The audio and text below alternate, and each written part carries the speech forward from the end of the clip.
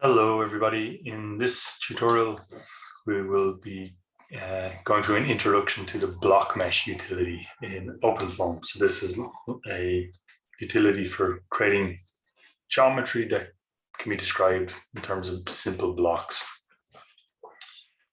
So let me jump across Windows and open up your Ubuntu for Windows. A terminal like this. So once again, we're assuming we've OpenFOAM installed, in this case OpenFOAM 9. So we're going to pick up where we finished off from the cavity tutorial in the last tutorial. So if you type run, it'll bring you to your run directory. There's a shortcut for cd.run.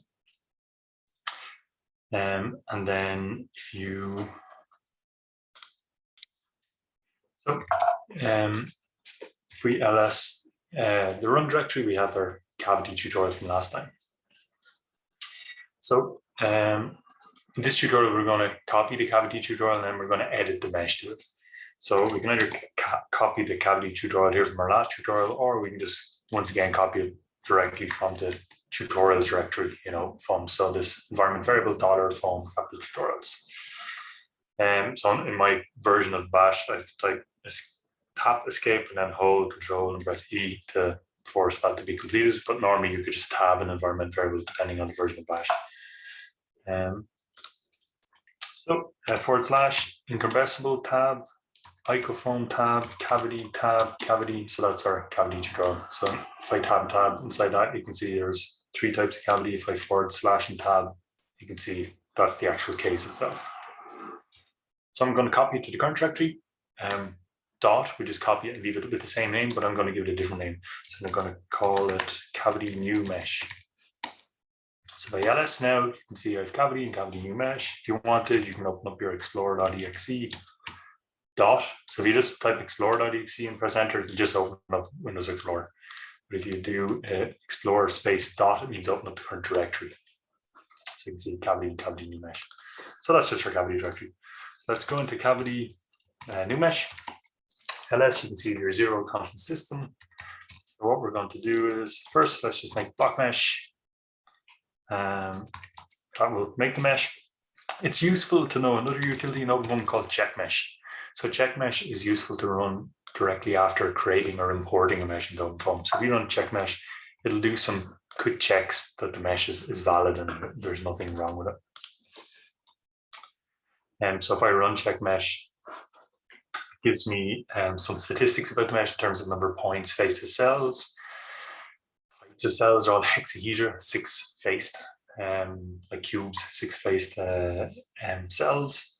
It tells me about the patches, some bounding box information, area, volume information, and something about the quality of the mesh, this non-orthogonality and skewness. Let's open the case of power view. So to do that, we're going to go touch case.foam, just make an empty .foam file, and then go back over here to Explorer, and then just double click on that to open it. So that's going to open up, and we're going to press apply and close this little window over here. So there's our mesh we saw before, surface edges. One thing I forgot to change the X, Y, and Z. You can't see X, Y, and Z here, so I think I forgot to change the color last time. So edit, settings, color palette, and text. Instead of white, I'm going to use black. Okay, apply. Okay, so now you can see X, Y, Z. If I click save here, that should save it. Okay, so this is our mesh. So the way blockMesh works is you make your geometry has to be describable by these 6-faced blocks. So this is just one block here. So a block is 8 points and 6 faces. And then you can specify how many cells are in this block. So any geometry that can be made by stacking or structuring these blocks together, you can use blockMesh for. So I know that might seem quite simple, but you can make surprisingly complicated cases because the boundaries don't have to be straight edges. They can be described by splines or a series of point clouds and things like that. So you can describe relatively complex geometry. But of course, you won't be able to describe a car with it. So you wouldn't use blockMesh to mesh a car or a flow over a car. So that is our mesh. So if we just go back to the terminal,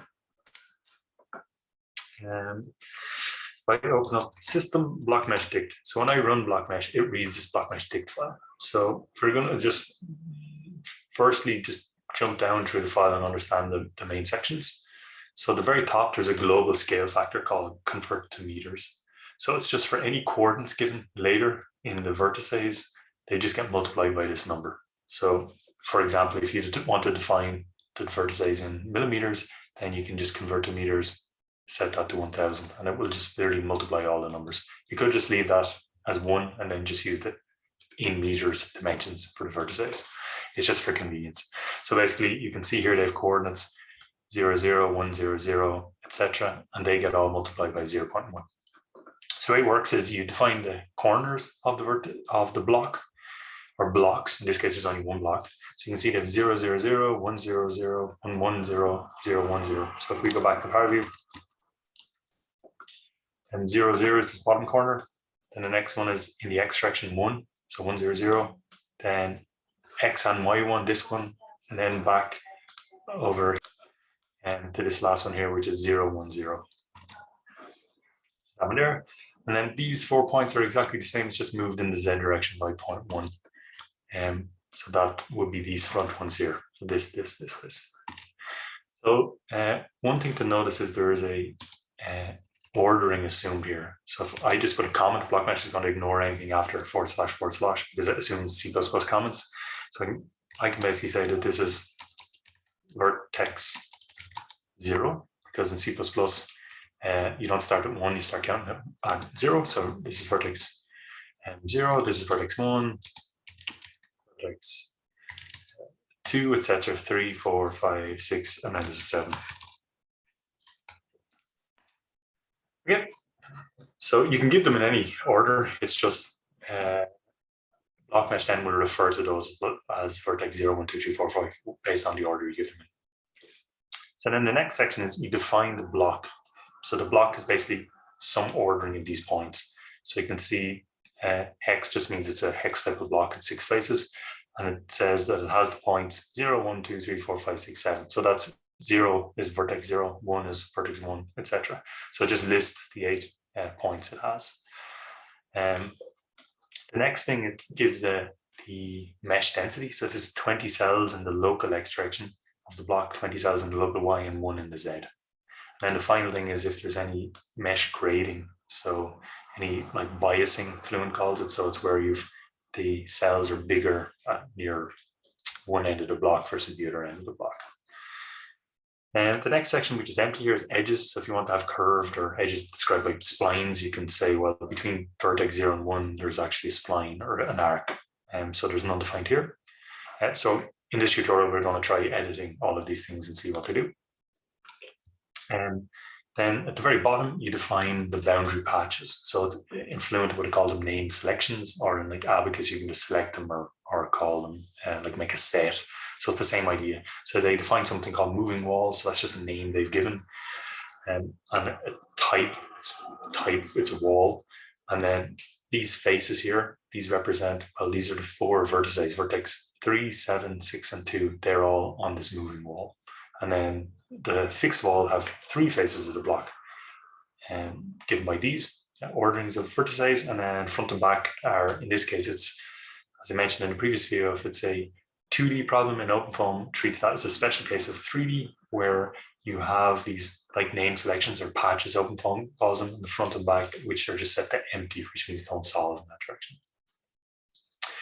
And so it's useful. I have here on the next slide, I've drawn out the ordering of the points just to make it easier to visualize. So it's 0, 1, 2, 3, 4, 5, 6, 7. So you can see if we wanted a fixed top batch, that's 3, 7, 6, and 2.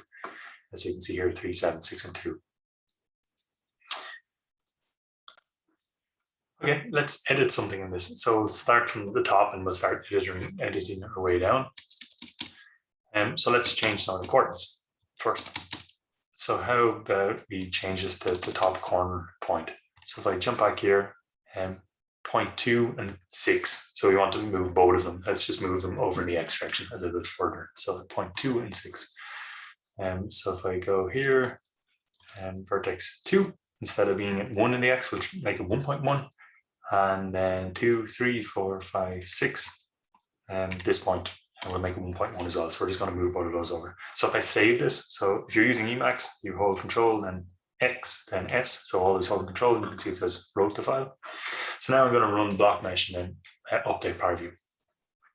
So I could just close Emacs here and then run blockMesh and then check PowerView, but then I'll have to open Emacs again if I want to edit it. So it can be useful to have 2 tabs. So Ubuntu for Windows doesn't have tabs, but you can open a second Ubuntu for Windows. So if you search down here, and then you search for Ubuntu for Windows, I have it pinned. So if you press Shift on your keyboard and then left click it, by pressing Shift, it tells it to open a second one of these. If you just click it without Shift, it'll just bring you back to the one you have open. So I'm just going to hover over Maximize and put it to the right of my screen. Let's try that again. And then I'm going to take this one here and put it on the left. So first things first, I just have to get this second terminal to the right location. So run, cavity, new mesh, that's in the right place. So I've saved my blockMesh and we're going to run blockMesh now. I've finished. Go back to PowerView, click refresh, and then you often have to skip the time for it to reread the mesh. So if you just tell it to reset to time 0, it will reread it. So if you check here, and I'll change the straight on, you can see this top corner, these 2 top corners points moved over. So you can see it's easy enough, you can change any of the 8 points. The only thing is for a 2D model, the front and back have to stay in line when you're moving them. Otherwise, it won't be a valid 2D mesh. Let's go back to our terminals. So the next thing that we might do is change the mesh density. So maybe instead of 20 by 20, we can maybe set this to 40, save it. So hold Control XS and press up. So if I press up on the keyboard, it goes to my previous commands. So find blockMesh, press enter, and click back to PowerView, refresh, skip the time. So now you can see it 40 in the X direction and still 20 in the Y. So I'll go back to my 2 terminals. So maybe I'll set it 40 by 40, save, run blockMesh, back to PowerView, click refresh and skip the time again. So we can see now we've 4 times as many cells. Go back to our group over here. So the next thing is to do the mesh grading. So maybe just to make it easier to follow, C++ typically doesn't care about lines or new lines. So if I were to move these onto new lines like this, blockMesh doesn't mind. So there's a reason I'm going to do that, just to make things easier to follow later. But for now, these last 3 numbers, they represent the grading or the bias. So this is the simple grading method. So basically the first number represents the ratio of the first cell size in the X direction to the last. So if I set that to 5, it'll be 5 times bigger, the first to the last. So if I save that, run blockMesh again, go back to PowerView, and then you can see it's 5 times bigger. Actually, it's the ratio of the last to the first, not the first to the last. So you can see it's 5 times bigger here, the cell is than here in the X direction, where they're uniform in the Y. So I could change the Y as well.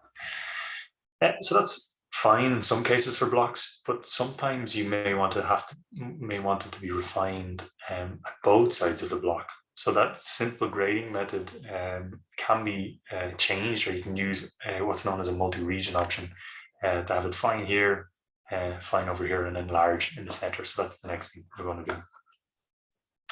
So I'll jump back over here.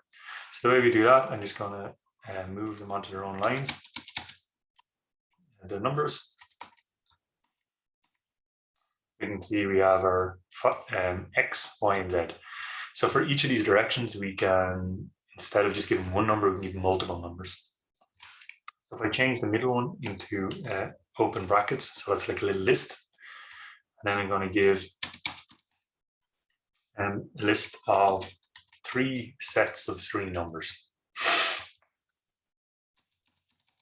So the way it's going to work is we're going to split the block, in this case in the Y direction, into 3 regions, and we're going to give the mesh density in each of those 3 regions. So you can split it into many regions as you want. So the way it works is the first number for each of these regions. So I've made 3 here, but you can make more. The first number is the percentage of cells that will go into this mini region in this Y direction. So I'm going to say 20% of the cells, so that's 0.2. In the middle region, I'm going to put 60% of the cells, and the final region near the top wall, I'm going to put 20% as well. So they all have to add up to 1, like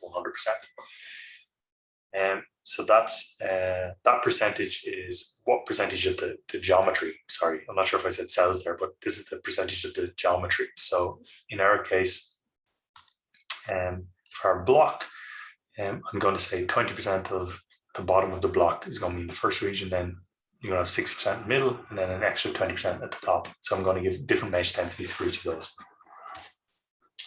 So the next number you give is what percentage of the cells will go into that region. So for this 20% region near the bottom wall, I'm actually going to stick 30% of the cells, and the region near the top wall, I'm going to stick 30%. That leaves me with 40% for the center. So you can see I'm going to have less cells on average in the center than at the top one. And the last thing is the grading. So the ratio of the last to the first cell in that region. So if I use 4 here, it'll give me small near the bottom wall, and then it'll get bigger to 4 times when I reach in the middle. Then I'll have the middle region represented by this, where the grading is just 1. I'm going to keep all the cells the same size. And then as I get to the top region, it's going to be 1/4. And because the first cell would be big and the last will be small, so 1/4 is 0.25. So this is how I define simple grading. So if I save that, and then I run blockMesh, and then I go back to par review, refresh, skip forward. So what just happened here is you can kind of see that from the bottom 20%, which is maybe from this line down, has a grading from very small near the wall to larger, and then you have the center region, and then it goes back the other way. So you can see how, like for a channel, you could control very precisely the mesh resolution at either wall. So that's fine. Let's do the same thing in the X direction.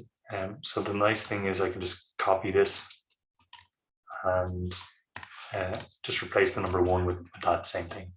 Just a comment on Emacs as well, how you copy and paste is you basically, from the terminal, rather than selecting by the term, in the command, you will set the start of the copy and the end of the copy. So if you hold Control and press space, then it says mark set, that's the start of the copy. You can see it starts highlighting, then go to the end, and then Escape W will copy it. And then Control Y will paste it. So you can do that across multiple lines. And also, very non-standard for if you're used to Control C, Control V, but your fingers will learn it quickly if you use Emacs a lot. So let's save that. blockMesh, jump to power view, so we should expect to see the same grading in the X direction. This is what we do see. So we get much smaller cells in the corners, and they grow in each direction with the large cells in the center. So this will allow you to pick up like boundary layers on the near the wall, which may be important if you're interested in the drag on the wall. Okay, so what else will we do? The Z direction, we have only 1 cell, so we'll just leave the grading as 1. So next, let's go down to edges.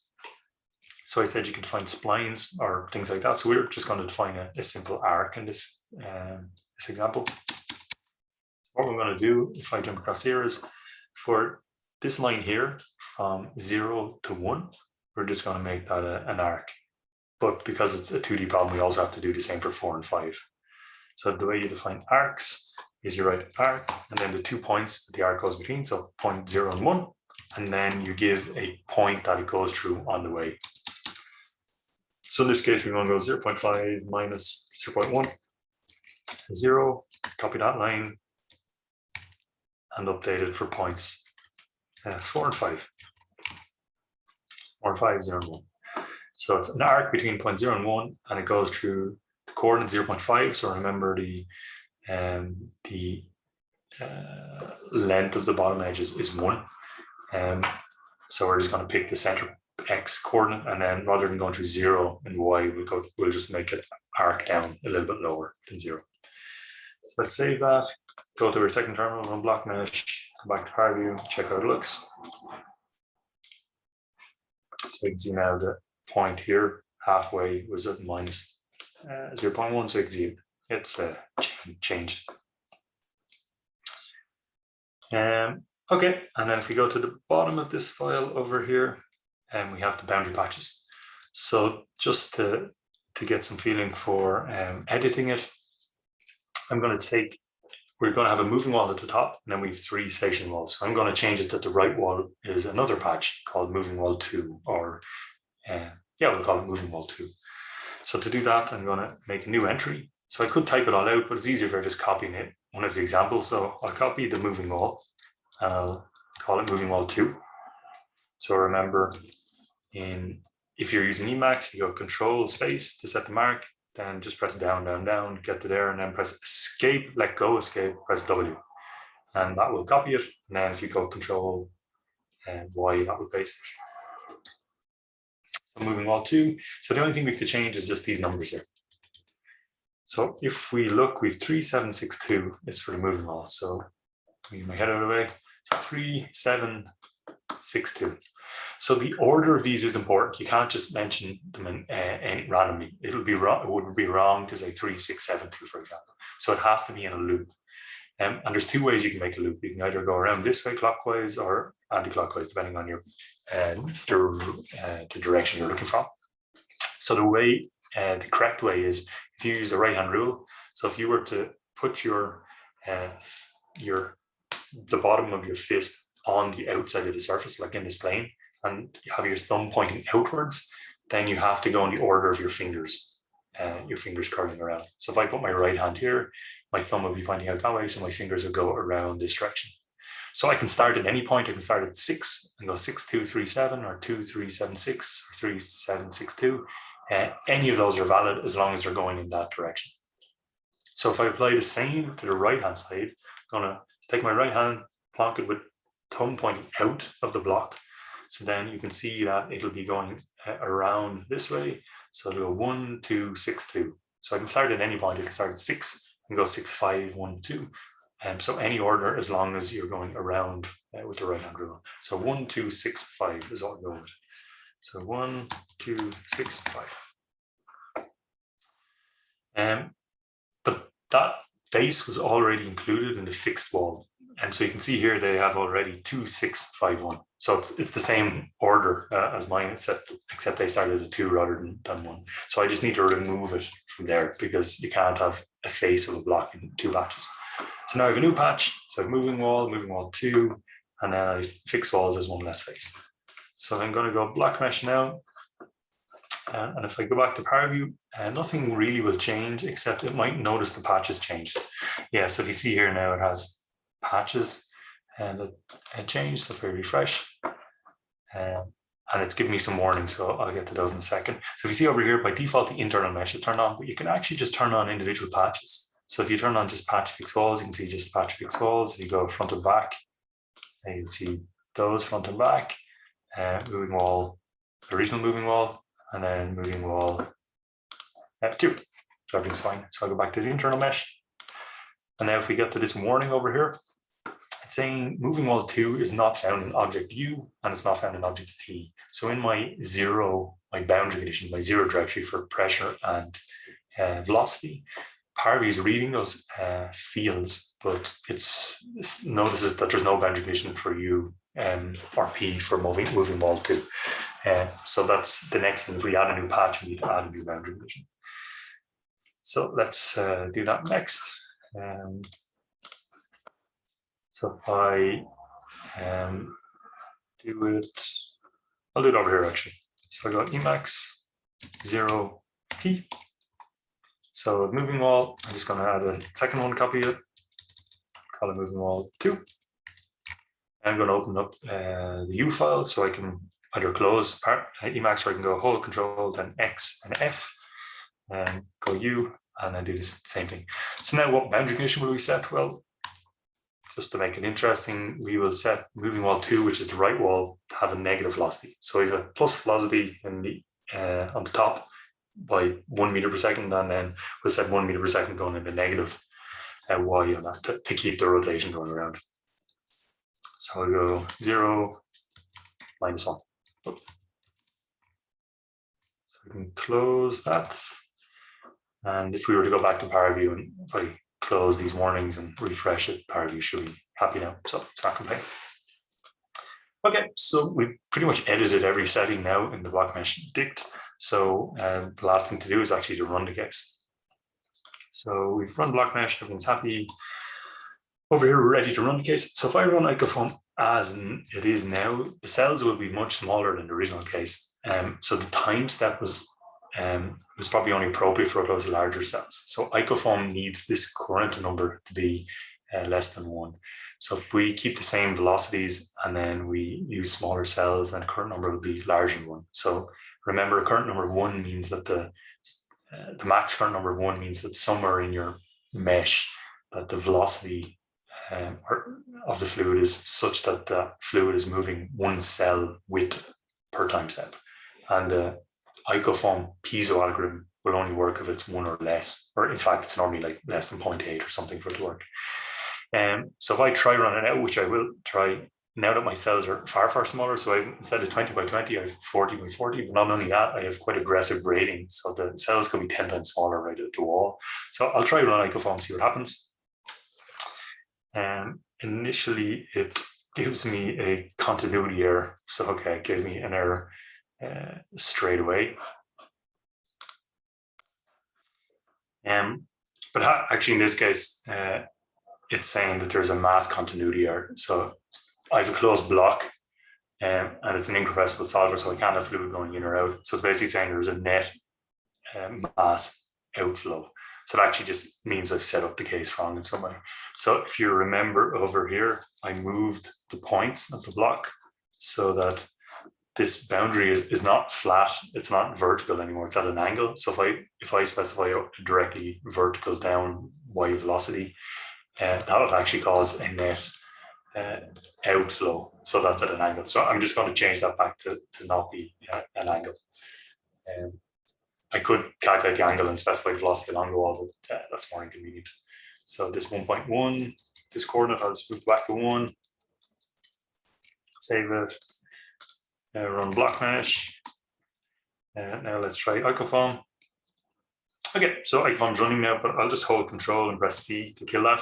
So if you notice, I'm getting a lot of nans, so not a number. So that basically means not a number is if you divide a number by 0, or if a number becomes greater than the size of the number that can be stored in a floating point or a double precision floating point. Basically, in OpenFOAM, it means that the case is diverged or is exploding. So we go back to the first time step. It's okay. You can see that max current number then goes to 4.4 the second time step. So we know the piezo is just not, it's going to break. So it goes 4.5, 8, 94, 800, none. So that means it explodes. So in this first terminal over here, I'm going to close blockMesh because we don't need to change it anymore. I'm going to open the control dict. So system control dict. I'm going to make the time step maybe 100 times smaller. And instead of running onto 0.5, I'm just going to make the end time 100 times smaller as well, just to check it works. And let's see if we have any results. 0.1, I'm just going to delete that 0.1. Try IcoFoam again. Okay, so now the max current number is 0.04. So actually, probably the time step is too small now, but that's fine. We have some results to look at. So I'll go to PowerView, refresh. We'll see that we should have some time steps now. Yeah, so we have 5 time steps. So we go to the first one, look at U. So it's up at the very top, is set to 1, and then you can see the side is set to 1 as well, the magnitude. If we play it now, we get something like that, which isn't too exciting. So maybe we'll stick a few streamlines through this. Not 1,000, maybe 20 of them. Okay, looks a bit more interesting. And we can click on this case off home, scroll down, and change the opacity if we wanted to make it a bit funkier looking. Eyeball on. So you can see a little bit of our mesh as well. Maybe you could even just change this to a wireframe. And maybe 2D as well. And let's just change that to a solid color. And if you click this here, if you just want to set the wireframe to be black, you can do that as well. Let me scroll that a little bit more. Okay, so if we play now in time, we see this little this eddy starting to form from the corner, and it's being pulled out. So that's kind of interesting. So we can maybe run that a little bit longer. So in our end time over here, we can set it to be maybe 10 times greater. We could set our start time to be, instead of start time, latest time, and that would start from the latest time, but it's pretty quick anyway. So I'll just go back over here. I won't bother deleting results. I'll just press CycleFOAM again and then just let it run. I might just scroll up at any one point just to see. Oh, it won't let me. It's just writing out. Okay, so it's got to the end. We have a lot more time steps now. Go to power view, and we're going to refresh. And if we keep playing now, so you can see it's starting to approach steady state a little bit. Yeah, just about now. So the results are a little bit different because we have these two walls moving this time. And I guess we didn't look at the pressure, but I guess if we were to take a slice through the domain, so say we slice in the Z direction, turn off the plane, and yeah, look at pressure. So you get a low pressure here, and the high pressure moves to this corner over here rather than there. So yeah, that's not too exciting.